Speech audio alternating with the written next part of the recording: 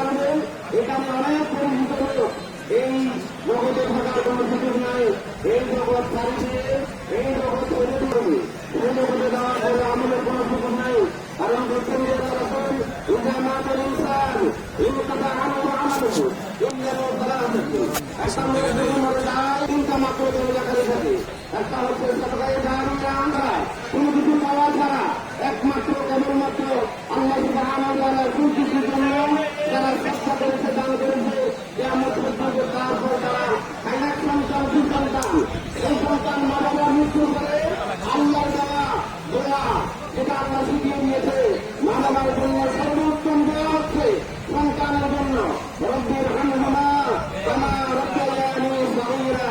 এইরকম সন্তান, উপযুক্ত সন্তান, সৎ সন্তান, ভালো সন্তান যারা রেখে যাবে, সেই সন্তানগুলা আল্লাহর দরবারে কায়মুল একটি আল্লাহ দরবারে ফরিয়াদ করে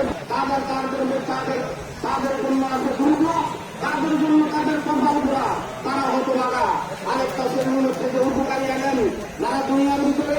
এমন জ্ঞান শিখিয়ে দিয়েছে, এমন জ্ঞান দিয়েছে, এমন জ্ঞান শিখাবে যে জ্ঞানের কারণে মানুষের চরিত্রের পরিবর্তন হয়েছে, মানুষ আল্লাহকে চিনেছে, মানুষ তার রাসূলকে চিনেছে,